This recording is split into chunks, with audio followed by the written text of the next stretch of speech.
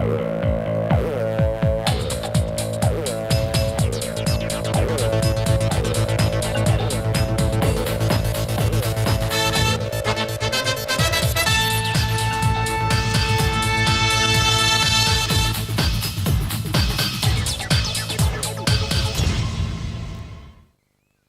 week on Salvage Squad, we're on a farm in Northamptonshire. We've got what you'd expect on a farm.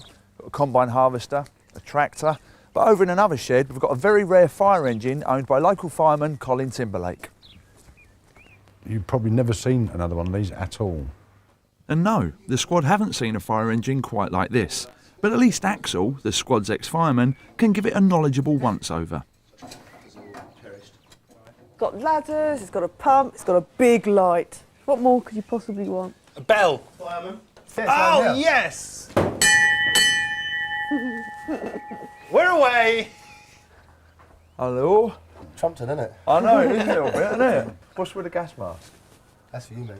I thought it was for you to put on so it give you a chance to pull. Let's leave these reprobates for a minute. Okay. Come and have a chat with me over here. What are you doing with a fire engine in a shed in the middle of nowhere? Very interesting question. I just like old vehicles, Lee. Yeah. And, you know, I've been in the fire service for 31 years. I'm an anorak.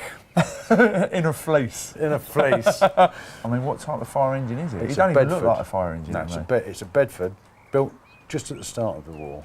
But quite an unusual one, because we're pretty certain there was only 10 of them built, and we're almost 100% certain this is the only survivor. Time has been my biggest problem. Yeah. But it would be nice with a team of 4 people on it. Everything would be done so much quicker. What do you want it back together for?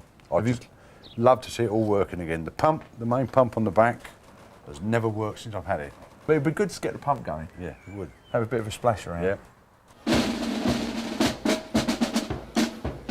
Colin would like the squad to help him get the fire engine ready for the annual Coventry Winter Parade in just 10 days' time.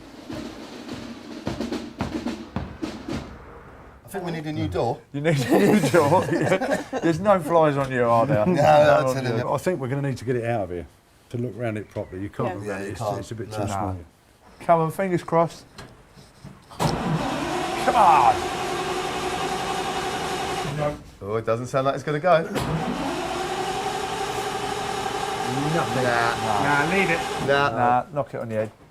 1, 2, 3. Oh. 1, 2, 3. Why are these vehicles always uphill? Yeah.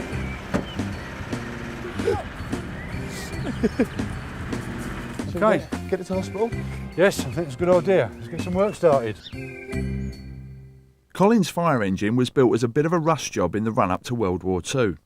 With the war looming, vehicle makers were obliged to come up with new models made from cheap materials, and Colin's engine is the result of a joint venture between vehicle makers Bedford and pump engine manufacturers Coventry Climax. And today she's the only one left. None of the 10 were built to stand the test of time, which makes her survival all the more remarkable. Colin doesn't actually own her, but 15 years ago she was given to him to look after by the Fire Services National Trust, a preservation society who had no room to store her themselves.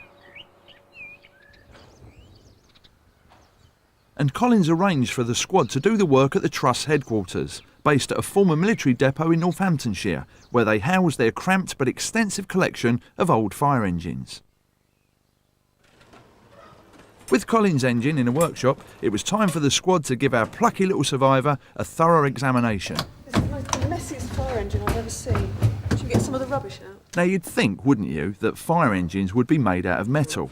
But no. Until recently, most fire engines were made out of wood. Not the most obvious choice of material, I would have thought. And Collins is no exception. The main body is constructed of timber and covered over with a thin metal skin. It's also one of the very first fire engines to be built with an enclosed cab. Until then, brigades merely sat on top, unprotected from the elements. Behind the cab is the very heart of the fire engine, the water pump. And if the fire engine's going to put out fires again, it's essential that the squad fix it. It's capable of pumping 500 gallons of water a minute, That's enough water charging through a hose to fill a bath in 2.5 seconds. This is how it works. Inside the pump is a 75 horsepower engine which powers the vacuum and pressure systems. The vacuum system sucks up water from an external source, a street hydrant or canal. The pressure system then forces the water out through the hoses at enough pressure to knock over a double-decker bus. You know something, Claire? Yeah? All these parts fit modern-day fire engines. Really? Yeah. Standardised Standard from parts? standard forever and ever. So you can take anything got off here, put it on a new one, nearly. It's incredible, isn't it? bad at All those years. So to restore Colin's fire engine, the squad are going to have to fix the water pump, fix the truck's engine, replace all rotten bodywork, refit the cabin windows, restore the ladders, replace the trim and redo the paintwork. All of which will cause Jerry to get fired up over the ancient water pump engine, Axel to lose his cool over the finer points of restoration, Listen, Colin, if you can do it better, mate, be my guest. and for Claire to keep hers while getting thoroughly soaked. Ah, the searchlight. While Claire and Jerry cleared out the clutter, Colin took myself and Axel to have a bit of a snoop about the site. What on earth are these? The Fire Services Trust hopes to open a museum here, but for now their treasure trove of over 40 weird and wonderful fire engines dating back to the 1800s are packed tightly into just one building. This is wartime pump escape. Well, that's the escape ladder on the back. Yeah. But this one's also a bit differently. It's got a front mounted pump. You know, you see most fire engines with pumps at the back or in the middle. It's got a front mounted pump. What's this one? Come on, Axel, what's this? What is it then? It must be just It's a AFS bikini unit. property of the Home Office. Yeah. They were actually built in case of nuclear war. Oh, your bikini, that's yes. Because they were actually inflatable rafts. Because water supply would be at a premium. Yeah. And they can actually go and get water. Right. Then Axel came over all nostalgic on us. Bring any memories back for you, Axel? Yeah, training school. Because they used all these old ones at training school. This is wartime colours. This is because you know why they had it grey back then? Because everybody was a bit depressed because there was a war on. So they painted them all grey. And also, if you remember, all the films you saw, they were all in black and white. That's true. So they had to paint them grey. It wasn't actually in black and white back then. Everybody just was in grey. Yeah, fine. But of course, the real reason wartime fire engines were grey was because it was a cheap paint. Colin's engine is red because, as I was about to find out, it was a special commission. I know it was built in 1939 and it was built to work in a factory at Solihull, Rotary Aircraft Engine Factory. And it actually came out and joined the war effort for firefighting in basically the Coventry Blitz. Are they still there over? Yes, So if I go down there, I might find out a little bit more. possibly. Round one. While I went off to Rover to find out how on earth a little factory engine could have fought fires in the Blitz, the squad got on with things. And first up was the little problem of her not being a runner. Well, that could be something to do with it. Jerry suspects that the fuel filter is blocked, which is why the engine doesn't work. Oh, look at that. That is really gummed up, isn't it? Yeah. That should do that. A thorough clean then, and it should flow freely again. Yep, the engine's got the thumbs up. Happy with that? Yeah. Good as gold. Well, providing the other engine's as easy as that. We'll be laughing. Meanwhile, I was at Rover to try and uncover the circumstances behind our fire engine's alleged part in the Coventry Blitz.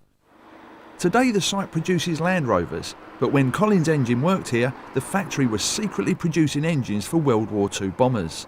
Sites like these were known as shadow factories. In anticipation of World War II, the British government constructed a series of these secret factories.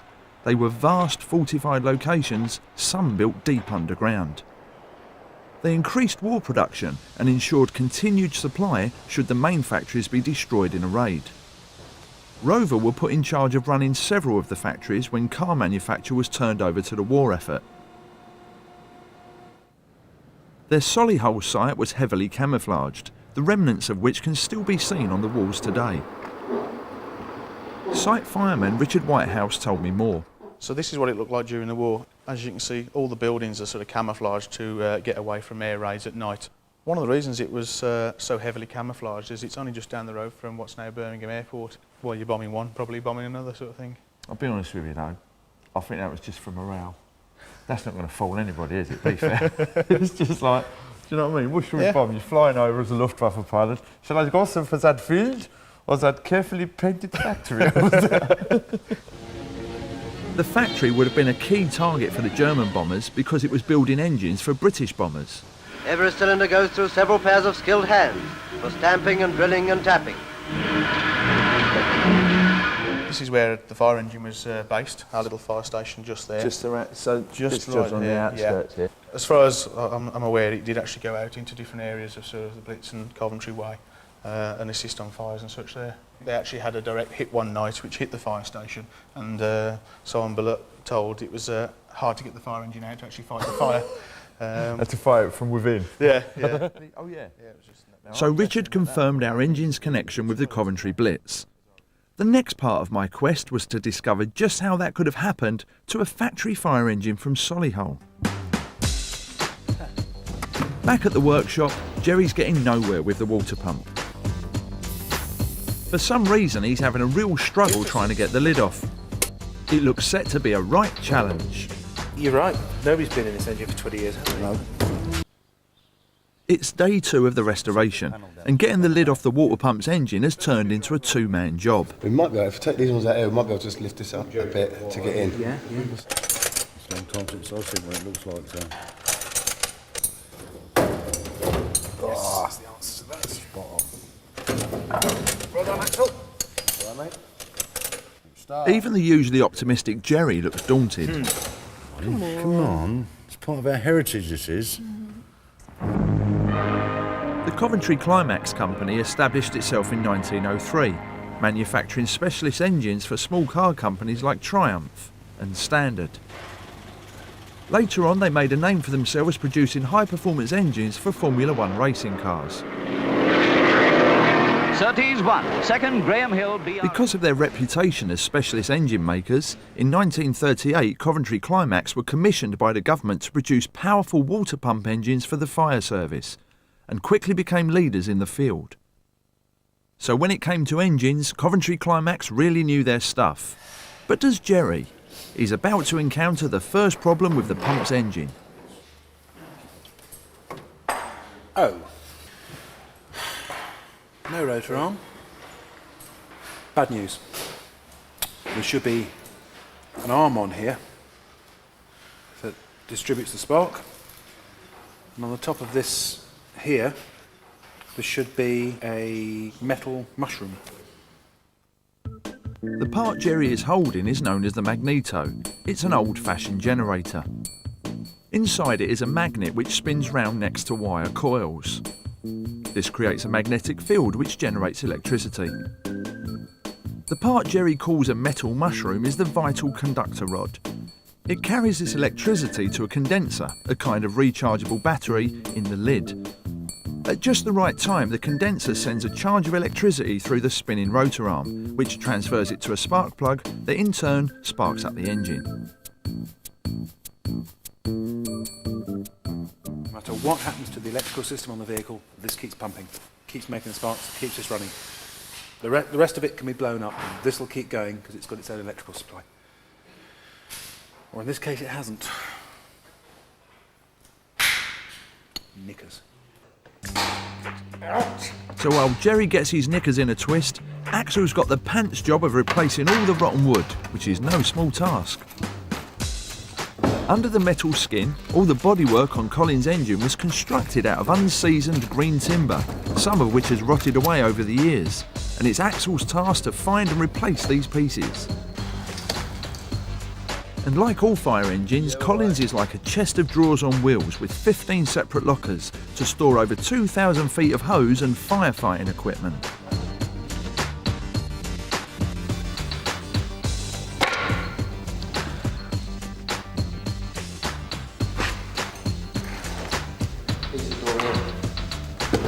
To make a door, put this over here like so. See that? More coming from my hands.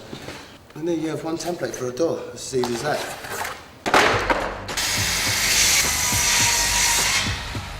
this window needs foul language and tools. There's a lot of sealant there. Claire's got to take the windows out in one piece without cracking the glass, so that the panes can be used as templates for the new ones. Oh.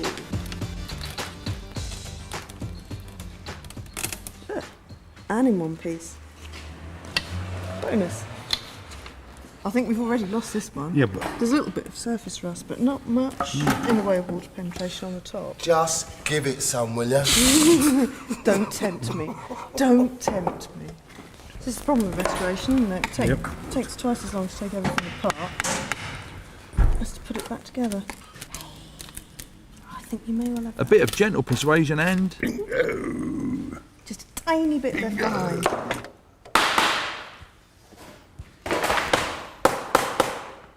yeah. What we want is a nice Jerry thinks he's come up with a way to fix part of the magneto. He's found the top of the broken metal mushroom, but not the stalk. screw. He reckons if he can find a suitable screw to stand in for the stalk, he can solder them together to make a new I one. mean, these are off the engine, aren't they? Yeah, that's just solder the head on. Yeah. Rather Yeah. than muck around. Good plan, Stan.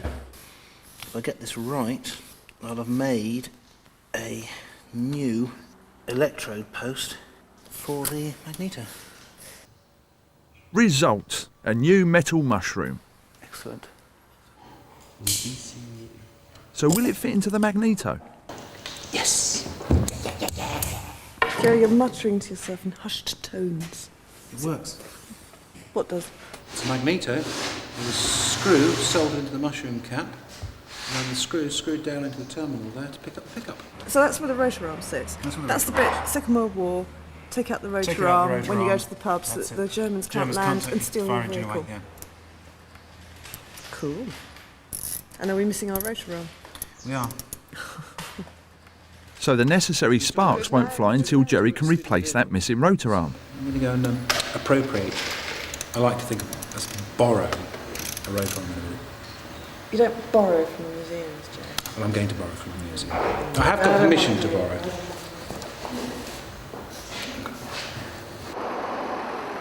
Meanwhile, I'd yet to really discover how our engine could have ended up at the Coventry Blitz. So I went to meet fire engine historian Phil Constantine at the Blitz exhibition at Coventry's British Road Transport Museum. Well, Lee, this is a Coventry Climax fire pump, and it's similar to the one that was fitted to your fire engine. Coventry Climax were commissioned by the government at the outbreak of war, along with several other companies, to manufacture pumps, and their output was absolutely colossal. And they went on the backs of vehicles, some went on trailers. They did a tremendous job. And this is a trailer, yeah? It's got like this is a trailer unit, whereas yours is a fixed unit. Yours is known as a heavy pump unit, and it could have been used, or it would have been used for directly attacking fires or for relaying water over great distances. Without these sorts of things, probably we wouldn't have won the war.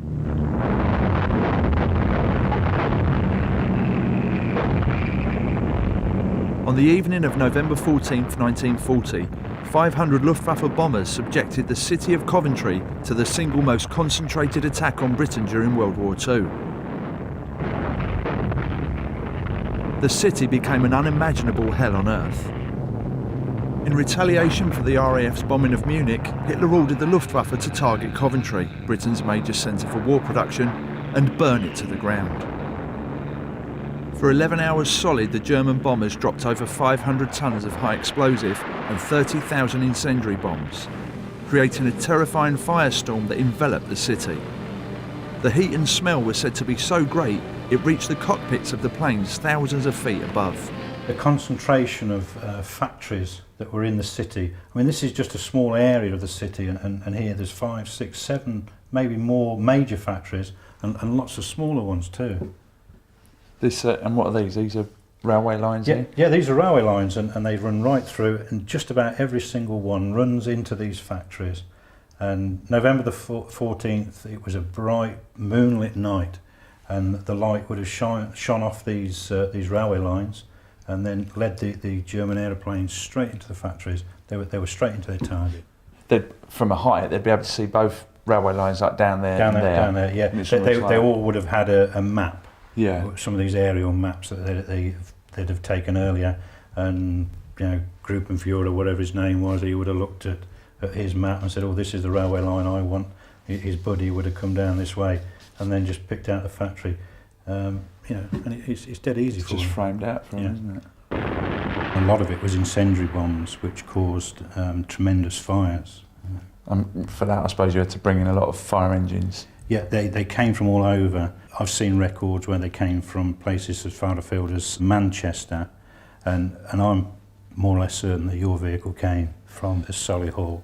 Are we just guessing on that because it was local, or...? No, that there are records, or there has been records that vehicles were brought in, and it's common practice that the nearest brigades supply first, that the next furthest brigades then bring vehicles into cover behind them, and it's a progressive thing. Somewhere as near as Solihull, as from the Rover factory, they would have been there, they would have been in the thick of it. The guys that had been working in the factory, doing the ordinary engineering job, they'd get the call for the alarm, they'd get onto the fire engine, away they'd go, come to Coventry. They knew the way, it wasn't very far. So they were just like volunteers, really, working? But yeah, they did their everyday job, volunteers, and when the bells went, they got on the vehicle and went. In fact, I know a guy locally in Coventry who worked in a Coventry factory, did exactly the same thing. Reg Watkin, I can put him onto you. If you could, and we'd love to have a chat with him as well. Yes, it's no problem. Excellent. It's now day 4 of the restoration. While Claire waits for the new glass to arrive, she gets on with the cab's interior, and Axel has replaced a good deal of the rotten woodwork and is hanging the new doors. I'm really enjoying this now. It's just because it's old, isn't it? It's fun. How long were you in the 5GO for? 12, 13 years. How many cats did you rescue? Well, 2 or 3 out of a wall, 1 from a door, 1 from a telegraph pole, and a couple up trees. I had to ask. But they all just got way out. I didn't go up. Well, you just sprayed them off with a hose? Yes. You never see dead cats in trees, ever. They come down, believe me. It's just fluffies who get stuck up there. I think they're winding up the owners, to be honest. They want attention. This is a good project. Very good project. Well, it's all the windows out, and I've been given the responsibility of the cab to do. So, take a good look at it now. Horrible, filthy, looking slightly unloved. And I'm going to tackle it. It's lots of preparation, going to give it a new coat of paint, replace all the door sills that have perished. I mean, it's fantastic rubber, but, 50 years is a long time for any material. And it's just general loving in here, really. Meanwhile, Colin's found a possible replacement for the missing rotor arm amongst the Trust collection of spare parts. Hey, what do you reckon, Jerry? Ah, Hey. that's what we want. There we go. But will it fit? The moment of truth, Jerry. Yeah, what do you reckon? Yep, spot on. Brilliant. You realise I want to hear this run in about 10 minutes now. Jerry fixes a spark plug to the magneto. If it works correctly, it should spark up the plug. Go on, mate. Wind like a man possessed. To get the magneto going, Colin uses the crank handle. The crank or starting handle does the same job as the starter motor, only manually. It's connected to the crankshaft, which moves the engine's pistons and the magnet inside the magneto. As the handle is turned, it spins the magnet, which generates the electricity for the spark plugs. In the olden days, if your starter motor packed up, you turned the crank handle. Until Jerry and Colin can completely dismantle the pump's engine, they can't get at the starter motor to see if it's working. So now the quickest way to test the magneto is to do it with the crank handle. Yes! Big fat blue one. The magneto works, the spark plug fires out sparks. Brilliant. Yeah, all the way through. I'm well pleased about that. Absolutely thrilled about that. Happy now, Jerry, but fixing the magneto is just the tip of the iceberg. To give the water pump a thorough examination, it's got to be taken off the vehicle and completely stripped down. And with only 5 days to go before the parade, there's no time to lose. Got a bit more so she comes down. Look underneath. Not far off, actually, chaps. Yeah. You think you can just nice and gently... And with the hard work just about to begin, it's all hands to the pump, so to speak. No, not a good idea. There's just 4 days to go before the fire engine's due at the Coventry Parade, and Axel and Claire are in full makeover mode.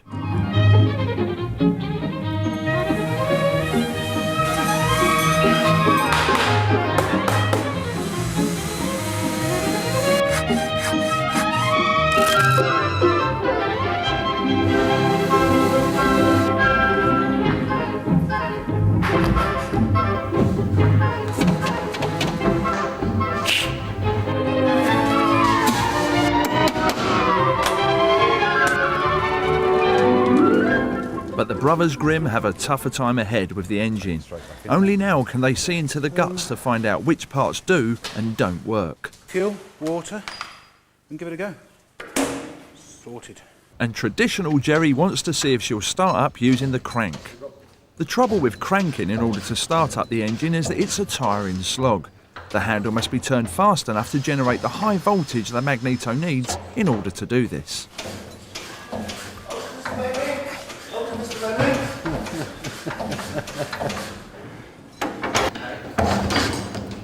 But Jerry's lost his sense of humour. It's not looking good. Not a squissage. We'll have the starter motor off. 30 years lack of use, I think it's shown its toll. Yeah, I think it's entitled not to start first pull, actually.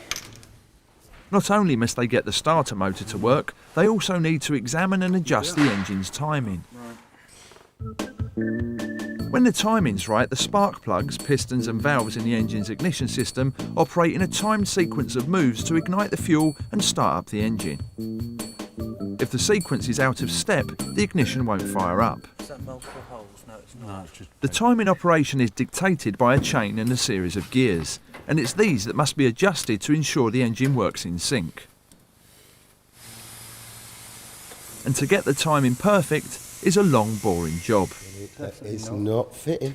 Meanwhile, Axel's got the relatively leisurely task of lining up the locks. That goes through there, Yeah. so you ain't cut the hole in there right, have you? Listen, if you get the last bit of wood, it was sunk in exactly like that. Yeah. Flush.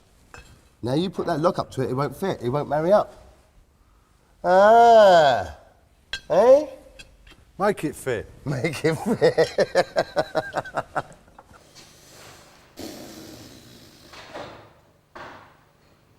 Claire? Yeah? Can you give us a hand, please?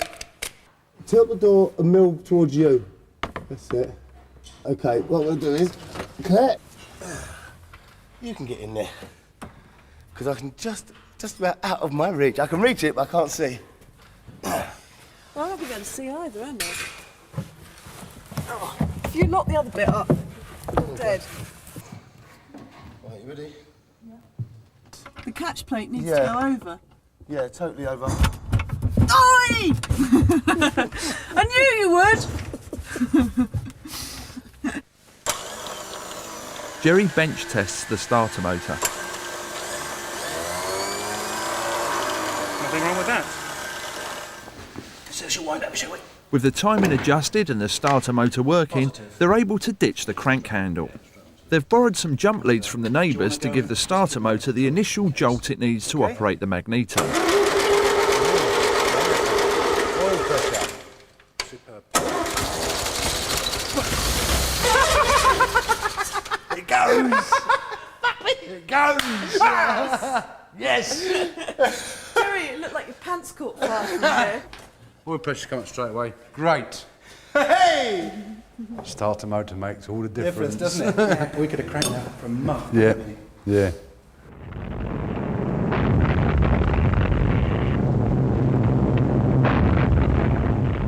On the night of the Blitz, every pump unit in the county was called on to come and help deal with the devastating fires.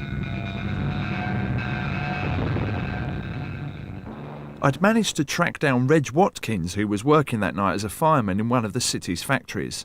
Now 95, he recalls the night. What was it like on that night? It must have been pretty chaotic. Well, yes. I mean, it was just gone 8 o'clock when I was told to go into the city, which I did with my crew, and I was told to go and report to Owen Owens. When we got to Owen Owens, I discovered that the flames were coming out of all the windows and the roof, and I said, well, we can't do anything here, that's far too late. Bombs were dropping all round us, but not immediately. The raid's still going on? Oh, gosh, yes, I'll say. As I stood in one particular spot, looking down Corporation Street, you could see the bombs of various sizes all dropping in the firelight or the moonlight. And then you hear the crunch, you see. Those that drop near tend to blow holes in the fire hose, which you replaced. When, of course, I'd no more hose to replace, I said to the lads, well, you carry on with your water squirting, and we went back to the factory, dodged the bomb holes here and there, and the tram lines sticking up in the air, and all this kind of lot. Yeah. Of course, I knew all the roads pretty well, of course, which if I couldn't go one way, I could go another. I mean, were they drafting in fire engines from all over? Yes, all round the area, you see. There was a lot of fires. Do you reckon it's a good chance then that our fire engine that we're restoring may well have been there on the night? I have no doubt whatsoever that that was employed somewhere, but and the Rover, if it was the Rover at that time, it would be sent into Coventry. Memories remain with you of that kind of thing forever. You never forget them. The center of the city was utterly destroyed. So clearly Reg thinks it inconceivable that Colin's engine didn't heed the call-up and do its bit in the blitz. So they've got the pump engine to splutter into life. But as it hasn't run for decades, Colin and Jerry want to turn it over outside to see if it will run continuously, which means lots of water for the engine's cooling system. Jerry's supposed to go in the hole. No, never could do that. You ready? Yep.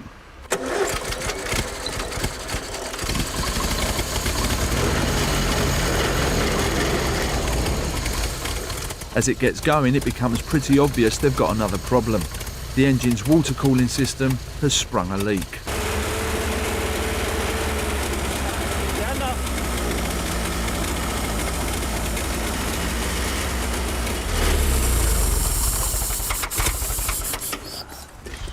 Right, we'll water leak this all out, and then we can panel it all back up again. Go back in and carry on some work. No, I don't think we need that anymore. So with less than 4 days to go, the engine might be running, but with a leak in its cooling system, it will dangerously overheat. It's day 7. The squad have got just 2 days left to finish off the restoration. The pump's becoming a headache for Jerry. Claire's got a long way to go with the cab, and Axel's still fitting the doors. This is not going to square up.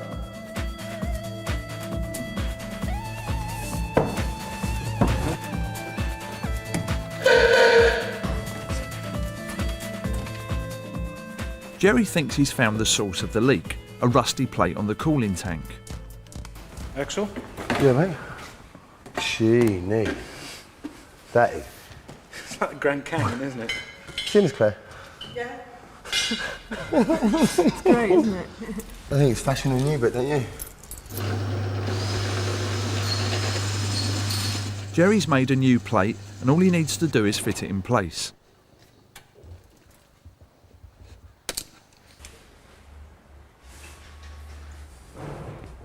Ooh, yeah, it's all right then. I think that'll do, don't you? Yep. Splendid. The moment of truth. If it doesn't work now, they won't have a fire engine, just a nicely painted truck.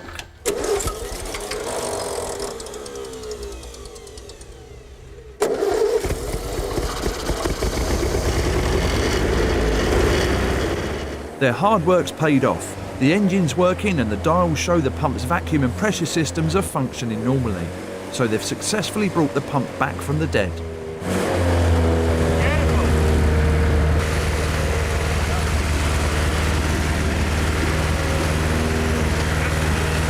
I think that'll do for now.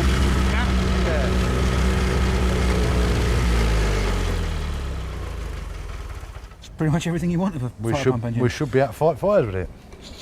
That would be nice.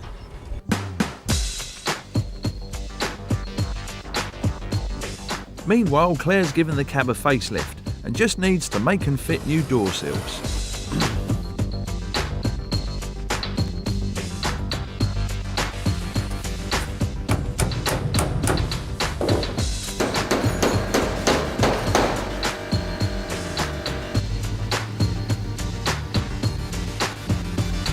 Finally, they can put the pump back on the engine. This end. It's got to go on that way. Say again. Yeah, Say here. again.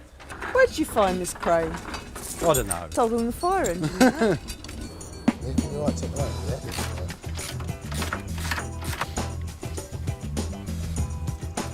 It's a bit of a Arse struggle into it. until Axel lends a helping finger. I've got it started for you. Right. Well, we've gone off half an inch, Jerry. My manicure is never fit.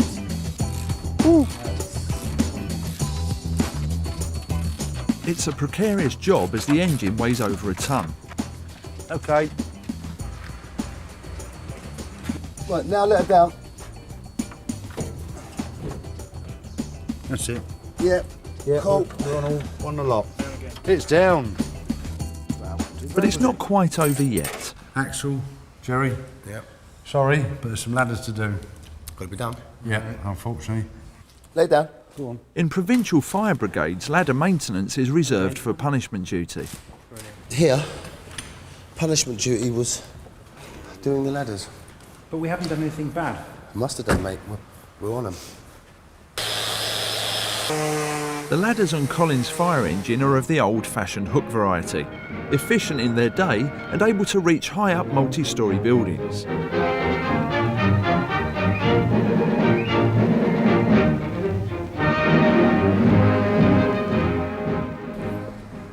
And Colin was one of the last firefighters in his service to be trained to use such ladders before they were decommissioned in 1972.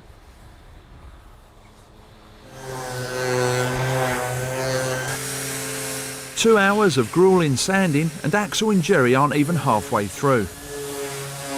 Hey, Axel. If we ever asked to restore a fire engine again. Yeah, make sure we've got metal ladders. Yeah. Yeah, Or big no time. ladders.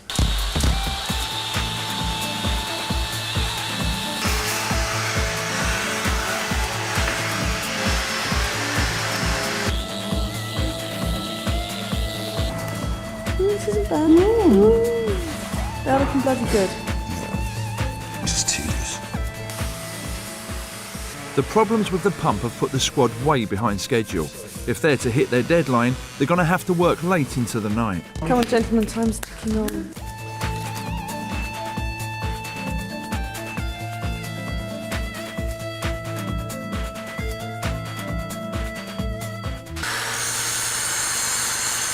There's just one day to go. Claire's on the hose reels and Axel's about to start on the trim. With the pump fixed, Jerry's refurbishing the handles. Most excellent, Jerry. You're a man. You are the man. One. That's nice. And I was on my way back to join them. How we going?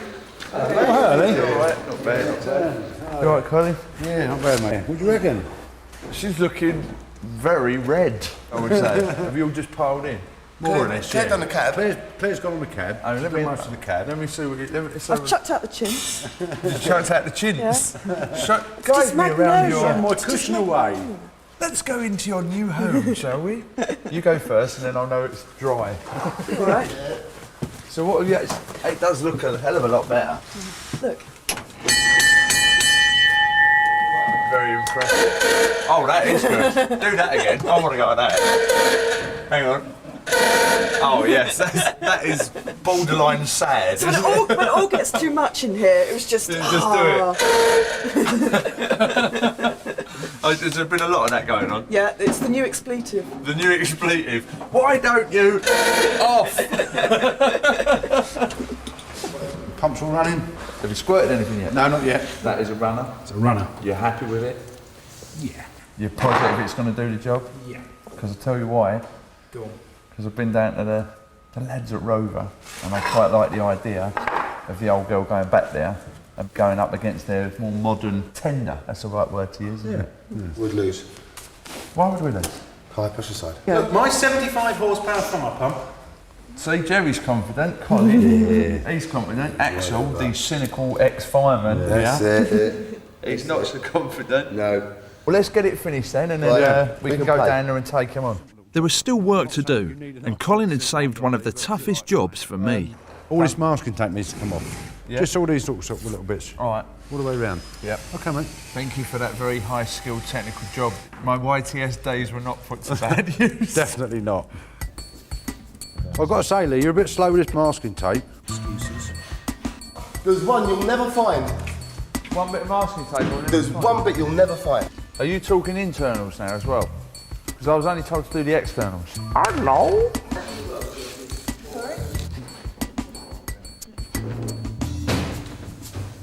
Lee, it's behind you. It's behind you. Lee, it's so hot, you probably need to take your jacket off.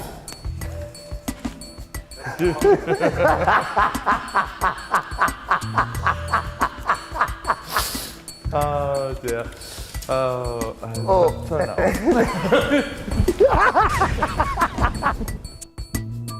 So back to business. With the handles in place, it was just a case of putting in the windows and fitting the flooring.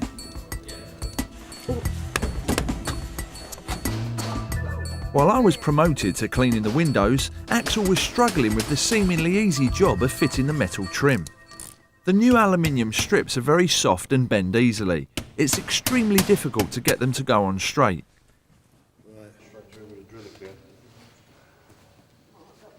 Right, let's go see what Axel's complaining about. What do you reckon? No good. It's not good, is it? No. This job, that little top one, I can punch through easy enough. This job is beautiful, but should I go back with the flat ones? You've got to, the trouble is, actually, you've got to be so bloody careful with it, because it is... Colin, listen, Colin, if you can do it better, mate, be my guest, because I was hitting it on the nails. There's no way this top one fixing ain't gonna have it. Axel, if you don't want to do it, clear off. Cool, sweet as. Go on then, mate. Go. Goodbye. Goodbye. Fine. So Colin has a go, while Axel sulks outside. And it looks like Colin can't do it either. Axel said you sent him out, so you've got to ask him. I didn't send him out, I just sent him away from this job. If he can't hack it, fine. Now, I think that's not exactly a diplomatic tone, is it? Perhaps not. I'll go back with your... I feel like I'm going between my mum and dad having a row. He's accepted some responsibility. Yeah.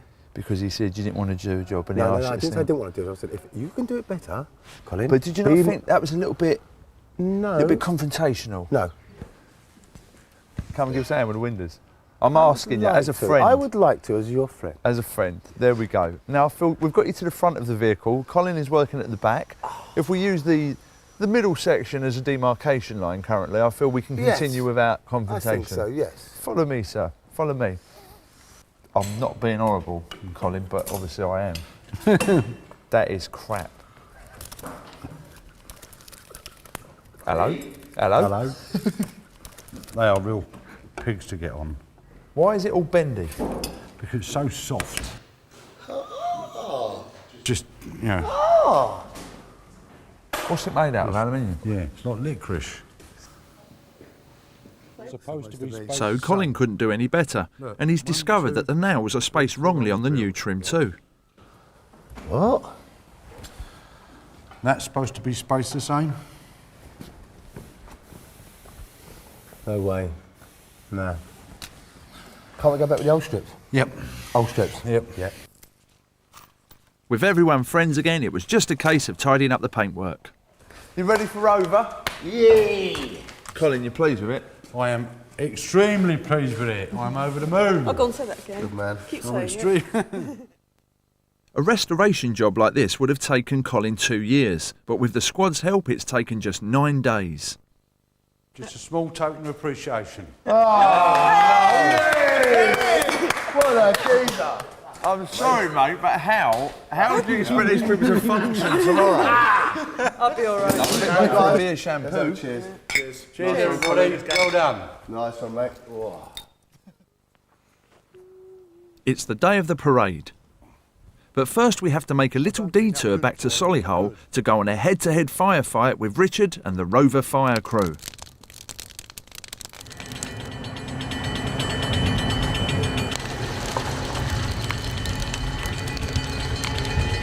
Richard's ready. The fires are lit. Jerry knows what he's doing. No, he doesn't. Now our engine will hopefully pump water for the first time in nearly 40 years and put out a fire quicker than the lads can. During the blitz, this put the fire out in Coventry, so this should be a piece of pudding. Yeah, I'm relying on it. Well, and they're off. In the red corner, Rover, and in the other red corner, the squad.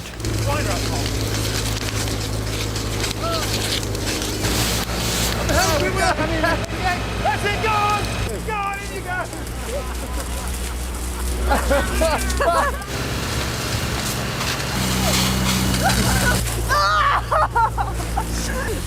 Move up!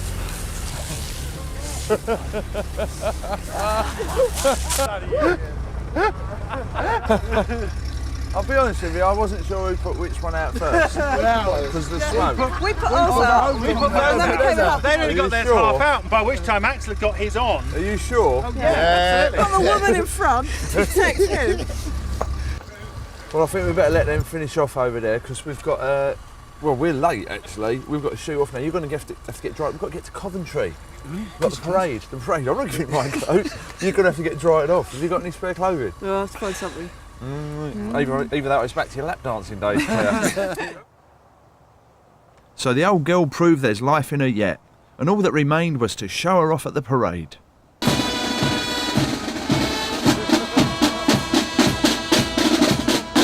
And of course it seemed unthinkable to go to the parade without inviting Reg. Reg, this is Colin. Colin, this is Reg. Colin owns this fire engine now. Bring back some memories. Not all good memories though, I was one of the lucky ones, you know, got away with